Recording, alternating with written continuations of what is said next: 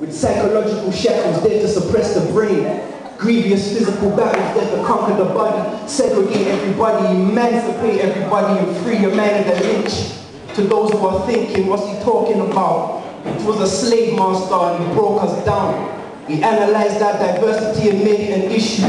This was in 1712 and it's still in fruition.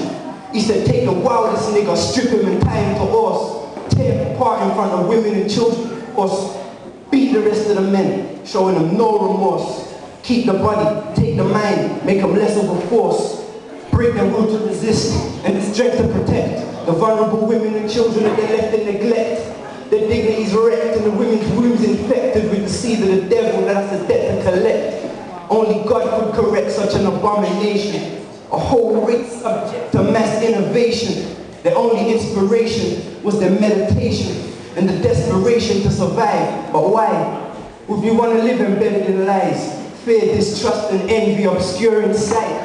Separated according to size. Sex, intelligence, tall, small, fat, skinny, dark and the light.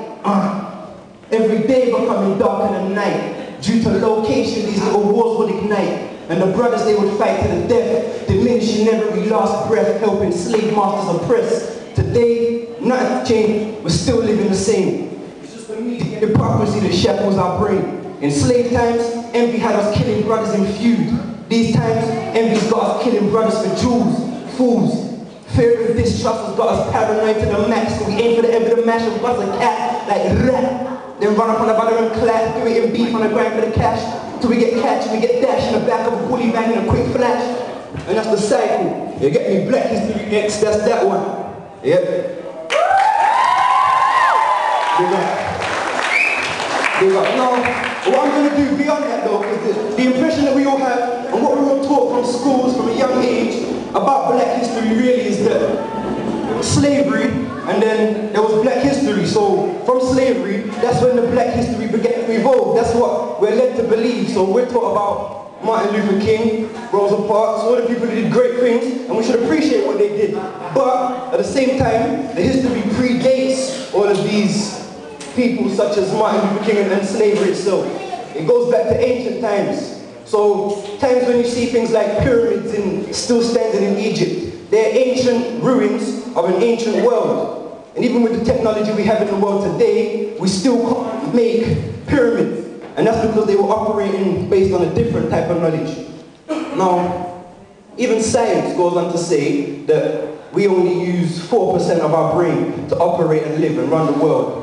So, what they forget to tell us is that the other 96% that lays dormant, we can tap into that 96% and we can use that. But what they don't tell us is how. Now, how? The funniest thing about how is, when you come into that, what I did is ask myself 3 questions. Who am I? Where am I? And what am I doing here? And now when you can come to terms with those questions there, it will just bring you into a new light. But what we need to know is in order to tap into our most potential, like we did, and this is beyond black history now, this is history of humanity. Like we've got unsought potentials that we couldn't even imagine with our minds right now. And what we need to start doing now is knowing our potential.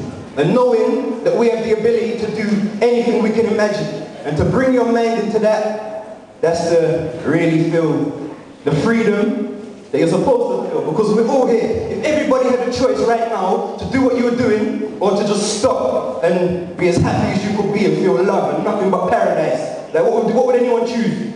I'm sure everybody would choose to create a paradise for themselves. I know I would. And if anybody else wouldn't, then I don't know what's up. But that's how it goes. So we need to shift our minds and get ourselves on a path to where we can feel, what can I say, freedom for ourselves, rather than somebody telling us we're free. We need to be free. And that's the message for the young ones, for the elders, for everybody. And yeah, they put me on to open up the show, so have a good show, people. Everybody showing love, and thank you.